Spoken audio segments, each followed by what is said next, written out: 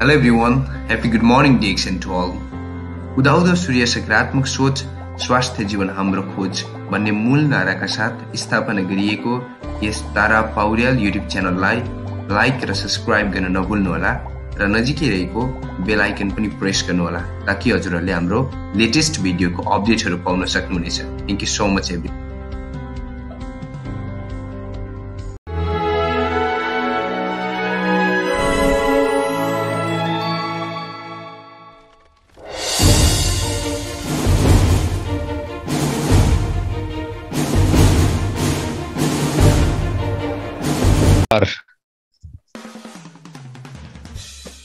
Good morning DXN। आजको यो zoom मिटिङमा उपस्थित हुनुभएका सम्पूर्ण ग्रेट लिडर्स सर मिस म्याडमहरू सबैलाई एकमुष्ट रूपमा ह्याप्पी गुड मर्निङ DXN भन्न चाहन्छु। म रमेश कोइराला, मेरो जन्मघर काभ्रे जिल्ला, हाल म भक्तपुरबाट तपाईहरुको माझमा यहाँ उपस्थित भएको छु। सर्वप्रथम DXN कम्पनीका फाउन्डर एक्जिक्युटिभ चेयरम्यान दातुक डाक्टर लिम्स्योजिनलाई हृदयदेखि नै सम्झन चाहन्छु। त्यस्तै गरी DXN को सिस्टममा मलाई आबद्ध गराइदिनु हुने मेरो स्पोन्सर जागदेव यादव रामआशिष हुनुहुन्छ, उहाँको पनि स्वास्थ्य समृद्धि र खुसीको कामना गर्न चाहन्छु। त्यस्तै गरी जति पनि बिजनेस पार्टनरहरू हुनुहुन्छ सबैजनालाई एकमुष्ट रूपमा ह्याप्पी गुड मर्निङ DXN भन्दै आजको जुम मिटिङमा उपस्थित हुनुभएका तपाईँ सम्पूर्ण स्वदेश तथा विदेशबाट हेरिरहनुभएका सबै ग्रेट लिडर्स सर मिस म्याडमहरूलाई फेरि एकपटक ह्याप्पी गुड मर्निङ DXN भन्न चाहन्छु। आज म DXN कफीको विशेषता, DXN कफीको गुण र DXN कफीको फाइदाको बारेमा आफूले जानेका केही कुराहरू तपाईहरुको माझमा यहाँ बताउन गइरहेको छु। कस्तो छ त हाम्रो DXN को कफी? धेरै व्यक्तिहरूले भन्नुहुन्छ मलाई डाक्टरले कफी नखा भनेको छ, मैले कफी खानुहुन्न भनेर DXN कफीको सिफारिस गर्दाखेरि पनि उहाँले खान मान्नुहुन्न। खासमा यहाँनिर हामी धेरै व्यक्तिहरूले अहिले भर्खरै सेयरिङ गर्यौं र धेरै व्यक्तिहरूले सेयरिङ गर्दाखेरि एउटा खुसीको कुरा के सेयरिङ गर्यौं भनेदेखि मलाई अचम्म लाग्यो भन्ने कुरा गर्यौं। वास्तवमा हामीलाई अचम्म लागेको चाहिँ हामी स्वस्थ हुनको लागि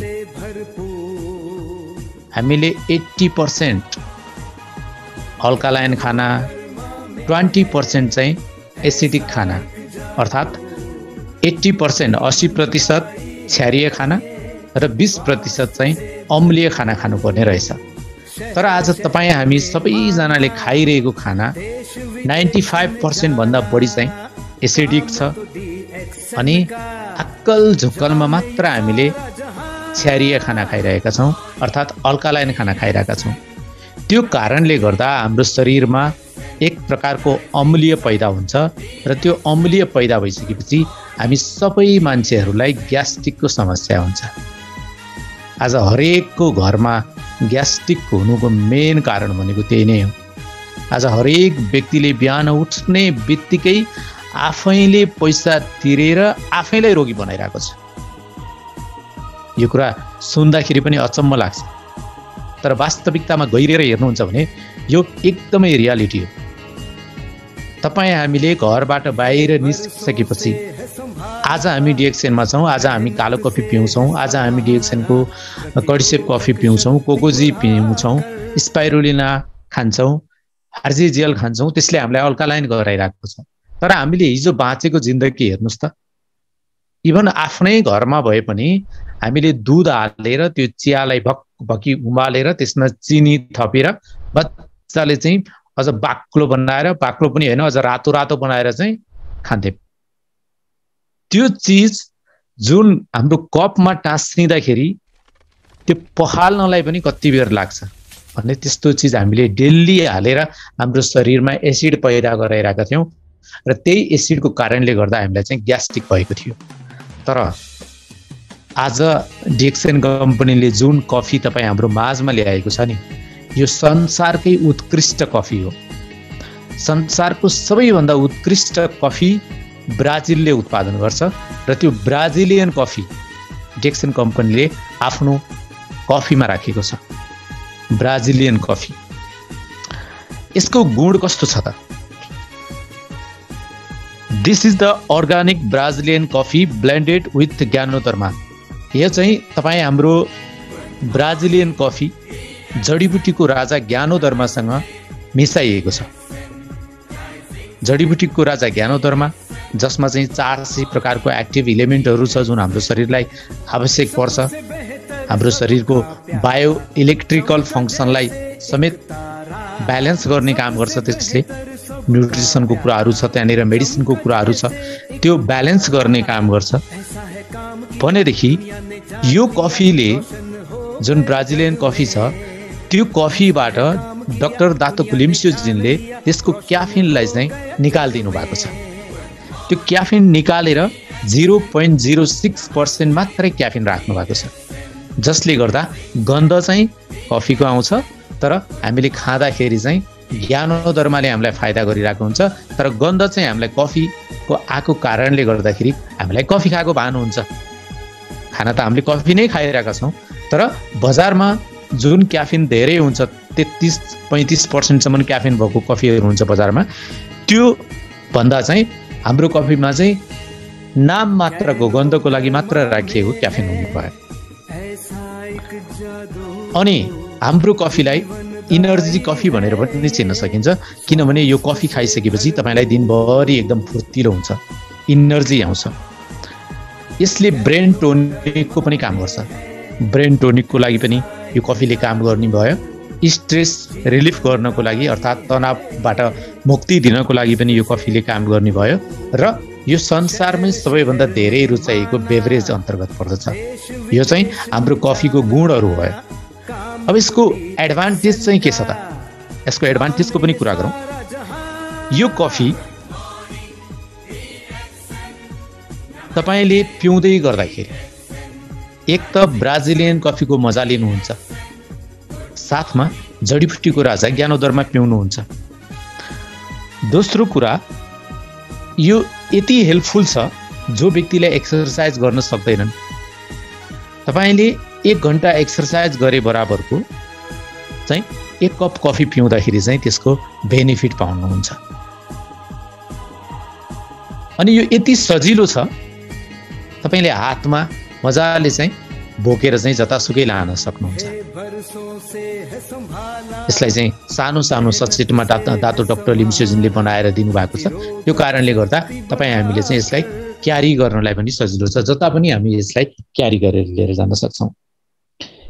त्यस्तै अर्को एउटा यसको विशेषता के छ भने एकदमै फाइन पाउडर भएको कारणले गर्दा तपाईले यो चिसो पानीमा पनि तयार गर्न सक्नुहुन्छ र तातो पानीमा पनि यसलाई तयार गर्न सक्नुहुन्छ। गर्मीमा तपाईले चिसो पानीमा यसलाई लिन सक्नुहुन्छ भने जाडोमा यसलाई तपाईले मन तातो पानीमा हालेर पिउन सक्नुहुन्छ। अब यसको बेनिफिट, यसको फाइदाहरू चाहिँ के हो त? के हुन्छ त हाम्रो कफी खाइसकेपछि? फाइदा त अब धेरै छ, यहाँ त रोगका कुराहरू पनि छन् हैन, दुनिया कुराहरू पनि छन्। त्यसमा नलागिकन हामीले भन्नु पर्दा पहिलो कुरा, यो कफी खाइसकेपछि हाम्रो शरीर एकदमै ताजगीपूर्ण हुन्छ, ताजा हुन्छ, फ्रेस हुन्छ। कफी पिउने बित्तिकै तपाईलाई चाहिँ एकदमै फ्रेस भएको अनुभव हुन्छ र यो कफी तपाईँ हामीले पिइसकेपछि सिधै हाम्रो ब्लड सर्कुलेसनमा जान्छ र ब्लड सर्कुलेसनमा गइसकेपछि हाम्रो रगतको जुन रक्त सञ्चार हुन्छ त्यो रक्त सञ्चारलाई राम्रो गर्छ, जसले गर्दाखेरि हाम्रो ब्लकेज भएका नसाहरूलाई पनि खोल्न सक्ने क्यापासिटी यो कफीले राख्छ। अर्को महत्त्वपूर्ण कुरा, यो कफी पिउँदाखेरि तपाईँ हाम्रो जुन अक्सिजन लिन सक्ने क्षमता हुन्छ त्यो अक्सिजन लिन सक्ने क्यापासिटी, ओराक भ्यालु भन्छ जसलाई, त्यो ओराक भ्यालु अक्सिजन लिन सक्ने क्यापासिटी त्यसलाई चाहिँ बढाइदिन्छ। एक त फुर्तिलो राख्ने भयो, अर्को हाम्रो अक्सिजन लिन सक्ने क्षमतालाई बढाउने भयो। त्यस्तै हाम्रो मांसपेशीहरू दुख्छ, त्यो मांसपेशी दुखेको बेलामा, हामीलाई तनाव भएको बेलामा त्यसबाट यसले हामीलाई मुक्त दिन्छ।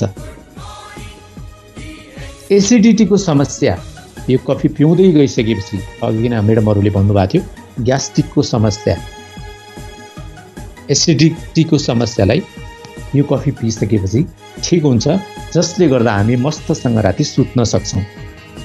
त्यस्तै यो कफी पिउँदै गरिसकेपछि यसले चाहिँ हाम्रो डिटोक्सिफिकेसन गर्छ, हाम्रो शरीरमा भएको टक्सिनहरूलाई चाहिँ शरीरबाट बाहिर निकाल्ने काम गर्छ, जसले गर्दाखेरि तपाईको शरीरको डाइजेसन प्रक्रिया जुन पाचन प्रणाली हुन्छ त्यो मजबुत हुन्छ, स्वस्थ हुन्छ। अब हेर्नुहोस् त, यो कफी हामीले किन पिउने? बिहान तपाईँ फ्रेस हुन चाहनुहुन्छ भनेदेखि यो कफी पिउनुहोस्।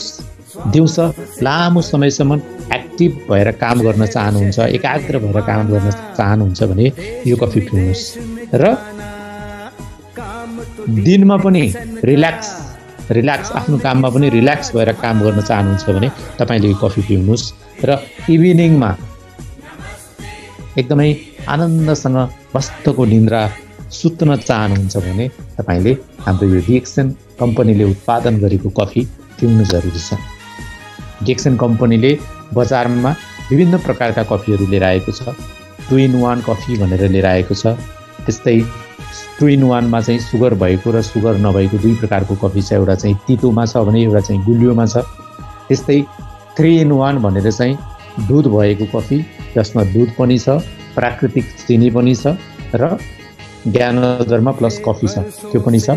त्यस्तै अर्को कडिसेप कफी, संसारकै महँगो जडीबुटी भनेर चिनिने यार्सा गुम्बालाई राखेर बनाएको कफी कडिसेप कफी छ भनेदेखि, त्यस्तै बच्चाहरूलाई र वृद्धहरूलाई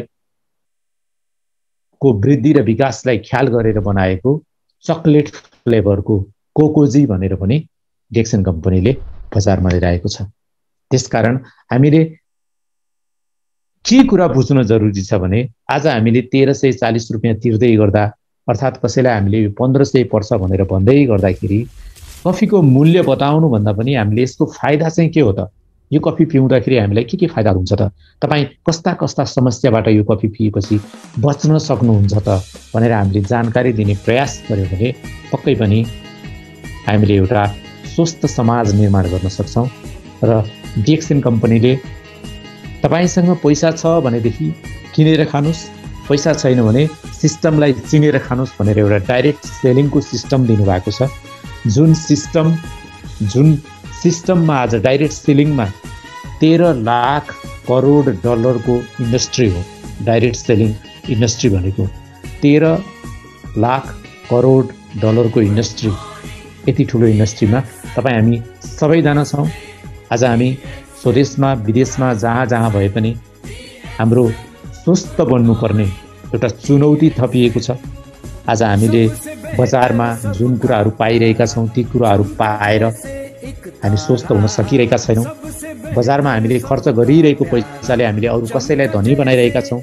तर आज हामीले DXN कम्पनीलाई चिन्यौँ र DXN कम्पनीमा लगानी गऱ्यौँ भनेदेखि DXN कम्पनीको प्रोडक्टले हाम्रो स्वास्थ्य राम्रो बनाउँछ। DXN कम्पनीको सिस्टमले हाम्रो छोरा नाति पनातिको भविष्यलाई राम्रो बनाउने एउटा सिस्टम क्रिएट गरेर